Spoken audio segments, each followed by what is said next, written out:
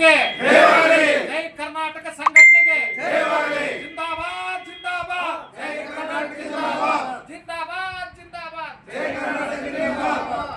ಮುತ್ತಪ್ಪರಯ್ಯ ಅಣ್ಣನವರಿಗೆ ಶ್ರೀ ಮುತ್ತಪ್ಪರಯ್ಯ ಅಣ್ಣನವರಿಗೆ ಕುಲ ಕರ್ನಾಟಕ ಮಾತಾ ಕಿ ಕುಲ ಕರ್ನಾಟಕ ಮಾತಾ ಕಿ.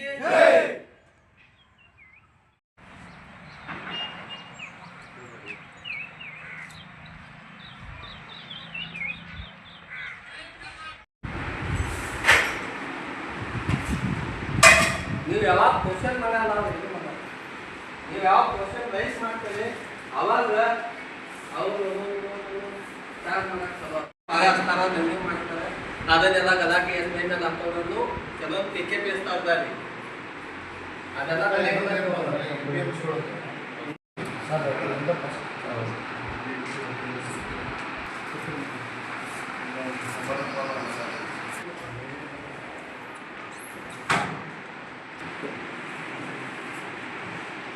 ನೋಡ್ರಿ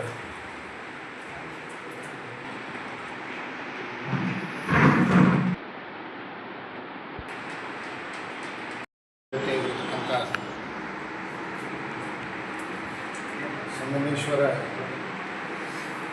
ದೇವರ ಪಾದಾರವಿಂದಗಳಲ್ಲಿ ಅನಂತ ಕೋಟಿ ನಮನಗಳನ್ನು ಸಲ್ಲಿಸುತ್ತಾ ಯಾವತ್ತು ಈ ವೇದಿಕೆ ಮೇಲೆ ಆಸೀನರಾಗಿರ್ತಕ್ಕಂಥ ಹಾಗೂ ಈ ಕಾರ್ಯಕ್ರಮದ ಸಾನ್ನಿಧ್ಯವನ್ನು ವಹಿಸಿಕೊಂಡಿರ್ತಕ್ಕಂಥ ಪೂಜ್ಯರ ಪಾದಾರವಿಂದಗಳಲ್ಲಿ ನನ್ನ ಅನಂತ ನಮಸ್ಕಾರಗಳನ್ನು ಸಲ್ಲಿಸುತ್ತಾ ಅದೇ ರೀತಿ ನನ್ನ ಜಿಲ್ಲಾ ಘಟಕದ ಪದಾಧಿಕಾರಿಗಳಾಗಿರ್ತಕ್ಕಂಥ ಕಾರ್ಯಾಧ್ಯಕ್ಷರು ಹಾಗೂ ಕ್ರಿಯಾಶೀಲ ವ್ಯಕ್ತಿಗಳು ಆಗಿರ್ತಕ್ಕಂಥ ಪಿಂಟು ಗೊಬ್ಬರವರು ಹಾಗೂ ಜೈ ಕರ್ನಾಟಕ ಸಂಘಟನೆಯ ರೈತ ಘಟಕದ ಜಿಲ್ಲಾಧ್ಯಕ್ಷರಾಗಿರ್ತಕ್ಕಂಥ ಅಶೋಕ್ ಕೊಡಗವರು ಹಾಗೂ ನಮ್ಮ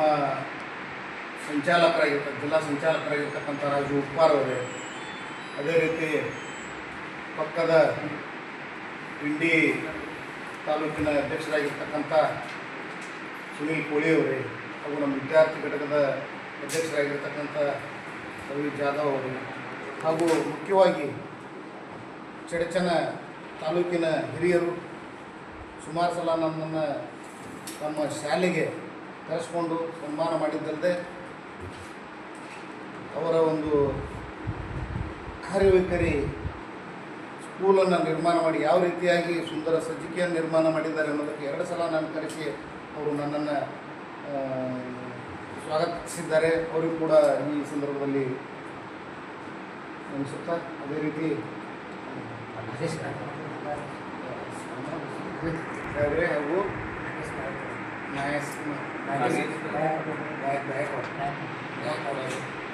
ಆಗಿರ್ತಕ್ಕಂಥ ಈ ಮಾನವ ಜನ್ಮ ಹುಟ್ಟಿ ಬಂದ ಮೇಲೆ ಇದು ಸಂಘಜೀವಿಯ ತಿಳಿಸಿ ಕರೆಸ್ಕೊಂಡಿದೆ. ಎಲ್ಲ ಪ್ರಾಣಿಗಳಲ್ಲಿ ಅತಿ ಶ್ರೇಷ್ಠವಾಗಿರ್ತಕ್ಕಂಥದ್ದು ಮಾನವ ಜನ್ಮ, ಇದು ಸಂಘಜೀವಿ ಹೇಳಿ ಪ್ರಥಮದಲ್ಲೇ ಅನಿಸ್ಕೊಂಡಿದೆ. ಯಾಕಂದರೆ ಅದು ಏಕಾಂಗಿಯಾಗಿ ಬದುಕುವುದಿಲ್ಲ, ತನ್ನದೇ ಆದಂಥ ಒಂದು ಸಂಘವನ್ನು ಸ್ಥಾಪಿಸ್ಕೊಂಡು ಅಂದ್ರೆ ಸಹವಾಸ ಸಂಘ, ನಾವೆಲ್ಲರೂ ಕೂಡಿರುವುದಕ್ಕೆ ಏನಂತಾರೆ ಸಂಘಟ. ಈಗ ಸರ್ಕಾರದ ಕಾನೂನಿನೊಳಗೆ ಬಂದು ಅವು ಸಂಘಟನೆ ಅಂತೇಳಿ ರಿಜಿಸ್ಟ್ರೇಷನ್ ಆಗಿದೆ ಅಷ್ಟೇ, ಬೇರೆ ಏನೂ ಇಲ್ಲ. ನಾವು ಬೇರೆ ಇವತ್ತು ಹಳ್ಳಿಗಳಲ್ಲಿ ಆಗಲಿ ನಗರಗಳಲ್ಲಿ ಆಗಲಿ ಅಥವಾ ಇವತ್ತು ಎಲ್ಲ ಇಡೀ ದೇಶದಲ್ಲೇ ನಾವು ಸಂಘಟಿತರಾದಾಗ ಮಾತ್ರ ನಮಗೆ ದೇಶಕ್ಕೆ ಸ್ವಾತಂತ್ರ್ಯ ಸಿಕ್ಕಿದೆ ಹೊರತಾಗಿ ಸಂಘಟಿತರಾಗದೆ ನಮಗೆ ಸ್ವಾತಂತ್ರ್ಯ ಸಿಕ್ಕೇ ಇಲ್ಲ. ಸಿಕ್ಕೈತೇನು? ಮಹಾತ್ಮ ಗಾಂಧೀಜಿಯವರು ಕೂಡ ಸಂಘಟಿತರ ಆಗೋಣ ಅಂತೇಳಿ ಅವಾಗ ಒಂದು ಸಂಘಟನೆ ಮಾಡಿದರು, ಅದಕ್ಕೊಂದು ಹೆಸರಿಟ್ಟು. ಆಮೇಲೆ ಸುಭಾಷ್ ಚಂದ್ರ ಬೋಸ್ ಅವರು ಕೂಡ ಒಂದು ಸಂಘಟನೆ ಕಟ್ಟಿದರು, ಸೈನ್ಯ ಕಟ್ಟಿದರು, ಅದು ಕೂಡ ಸಂಘಟನೆ. ಆದರೆ ಇವತ್ತು ಏನು ದುರ್ದೈವ ನಮ್ಮಲ್ಲಿ ಆಗಿದೆ ಅಂತ ಹೇಳಿದರೆ, ಪ್ರಜಾಪ್ರಭುತ್ವ ನಿರ್ಮಾಣ ಆದ ನಂತರ ಪ್ರಜಾಪ್ರಭುತ್ವ ಉದ್ದೇಶ ಏನು? ಪ್ರಜೆಗಳಿಂದ ಪ್ರಜೆಗಳಿಗಾಗಿ ಪ್ರಜೆಗಳಿಗೋಸ್ಕರ. ಅಂದರೆ ಸರ್ಕಾರ ಆದರೆ ನಾವು ಆರಿಸಿಕೊಟ್ಟಂಥ ವ್ಯಕ್ತಿಗೆ ಸಿಲೆಟ್ ಹಿಡಿಯುವಂಥ ಕಾಲಮಾನ ಇವತ್ತಿಂದ ಇದೆ. ಯಾಕಾಗೈತಿ? ನಮ್ಮಲ್ಲಿರ್ತಕ್ಕಂಥ ಸ್ವಾರ್ಥ ಮನೋಭಾವ. ನಾವು ಮೊದಲು ನಮ್ಮ ಕೆಲಸ ಮಾಡ್ಕೊಂಡು ಮಾಡ್ತಕ್ಕಂಥ, ಆದರೆ ನಮ್ಮ ಕಲ್ಪನಾದೊಳಗಿಲ್ಲ. ಪ್ರಜೆಗಳೇ ಪ್ರಭುಗಳು ಅಂತಕ್ಕಂಥದ್ದು ನಮ್ಮ ಕಲ್ಪನೆಯೊಳಗಿಲ್ಲ.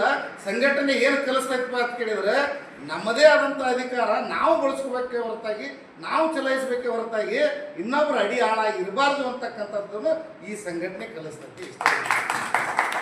ಇದು ಜೈ ಕರ್ನಾಟಕ ಸಂಘಟನೆ ಉದ್ದೇಶ. ಕೇವಲ ಸಾಂವಿಧಾನಿಕವಾಗಿ ಮತ್ತು ನಮ್ಮ ಬಾಬಾ ಸಾಹೇಬ್ ಅಂಬೇಡ್ಕರ್ ಅವರು ಬರೆದಿರ್ತಕ್ಕಂಥ ಒಂದು ಸಂವಿಧಾನ, ಆ ಸಂವಿಧಾನಬದ್ಧವಾಗಿರ್ತಕ್ಕಂಥ ಸಂವಿಧಾನದ ತಳಹದಿಯಲ್ಲೇ ಈ ಸಂಘಟನೆ ನಡೀತಿದೆ. ಇಲ್ಲಿ ಯಾವುದೇ ಆದಂಥ ಕ್ರಿಮಿನಲ್ಗಳಾಗಲಿ ಅಂದ್ರೇನು ಅಪರಾಧಗಳನ್ನು ಮಾಡುವುದಾಗಲಿ ಭ್ರಷ್ಟಾಚಾರ ಮಾಡುವುದಾಗಲಿ ಈ ಸಂಘಟನೆ ಉದ್ದೇಶ ಅಲ್ಲ. ನಾವೆಲ್ಲರೂ ಕೂಡಿಸಿಕೊಂಡು ಹೋಗಿ ರೌಡಿಸಮ್ ಮಾಡೋದು ಇಂಥದ್ದಲ್ಲ.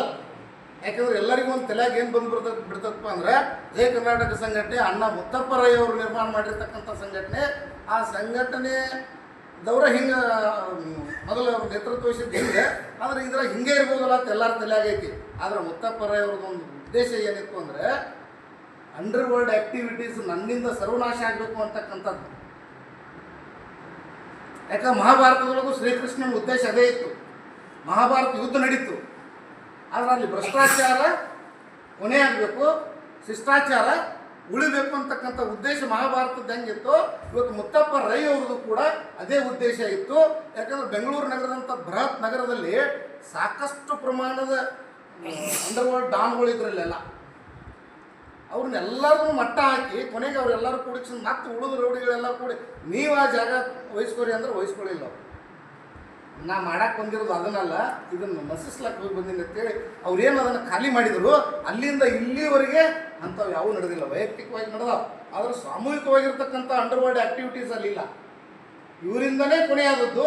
ಅದಕ್ಕೆ ನಾ ಏನು ಹೋಲಿಸ್ತನಪ್ಪ ಅವ್ರನ್ನ ಕೇಳಿದ್ರೆ ಯದಾ ಯದಾ ಈ ಧರ್ಮಶ್ಯ ಗ್ಲಾನಿರ್ ಭಗವತಿ ಭಾರತ ಅಭ್ಯುತ್ಥಾನಂ ಅಧರ್ಮಶ್ಯ ತದಾತ್ಮಾನಂ ಪ್ರಜಾಮ್ಯಂ ಪರಿತ್ರಾಣಾಯ ಸಾಧೂನಾಂ ವಿನಾಶಾಯ ಚ ದುಷ್ಕೃತ ಧರ್ಮ ಸಂಸ್ಥಾಪನಾರ್ಥಾಯ ಸಂಭವಮೇ.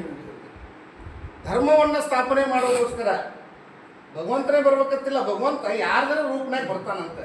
ಹಂಗೆ ಬೆಂಗಳೂರೊಳಗೆ ಧರ್ಮ ಉಳಿಬೇಕಾಗಿತ್ತು. ಆ ಧರ್ಮವನ್ನು ಸ್ಥಾಪನೆ ಮಾಡೋಕ್ಕೋಸ್ಕರ ಅವರು ಶಸ್ತ್ರಾಸ್ತ್ರ ಹಿಡಿದು ಯುದ್ಧ ಮಾಡಿದರು.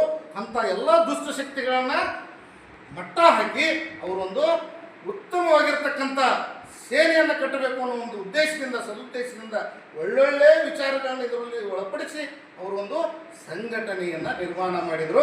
ಅದೇ ನಮ್ಮ ಜಯ ಕರ್ನಾಟಕ ಸಂಘಟನೆ. ಇದರಲ್ಲಿ ಅತ್ಯುನ್ನತ ವ್ಯಾಸಂಗ ಮಾಡಿರ್ತಕ್ಕಂಥ ಒಂದು ಸಂತೋಷ ಸುದ್ದಿ ಏನಪ್ಪ ಅಂದರೆ ನಮ್ಮಲ್ಲಿ ನಮ್ಮ ಸಂಘಟನೆ ಒಳಗೆ ಕುಂಬ್ರು ಯಾರೂ ಇಲ್ಲ, ಕುಂಭ ಜನಾಂಗ ಯಾರೂ ಇಲ್ಲ, ಅವನ್ನ ನೋಡ್ತಾನಂತವ್ರು ಯಾರೂ ಇಲ್ಲ. ಆದರೆ ಎಲ್ಲ ಹೆಂಗೆ ಬರ್ತಾರಪ್ಪ ಅಂತ ಕೇಳಿದ್ರೆ ಸೌಮ್ಯ ಸ್ವಭಾವದವ್ರು, ನಮ್ಮ ಭೀಮಗೌಡರು ಅಂತ ಸೌಮ್ಯ ಸ್ವಭಾವದವರು. ಏನಾದರೂ ಸಾಧಿಸಬೇಕು, ಏನಾದರೂ ನಾನು ಕೂಡ ಸಾಧನೆಯನ್ನು ಮಾಡಬೇಕು ಅಂತಕ್ಕಂಥ ಉದ್ದೇಶವನ್ನು ಇಟ್ಕೊಂಡು ನಮ್ಮ ಸಂಘಟನೆಗೆ ಬರ್ತಾರಲ್ಲ, ಅದು ನಾವು ಬಂದ್ಬೇಕು ನನ್ನ ದೈವ ತರಿಸಿ ನಾನು ಬಯಸ್ತೇನೆ. ಸಂಘಟನೆ ಉದ್ದೇಶ ಇಷ್ಟೇ. ಜಯ ಕರ್ನಾಟಕ ಸಂಘಟನೆಯ ಕಾರ್ಯವೈಖರಿ ಅಥವಾ ಇಲ್ಲಿ ನಡವಳಿಕೆ ಏನಿದೆ ಅಂತಕ್ಕಂಥ ಸಂಕ್ಷಿಪ್ತವಾಗಿ ನಿಮ್ಮನ್ನು ನಾನು ವಿವರಿಸೋಕ್ಕೆ ಇಷ್ಟಪಡ್ತೀನಿ.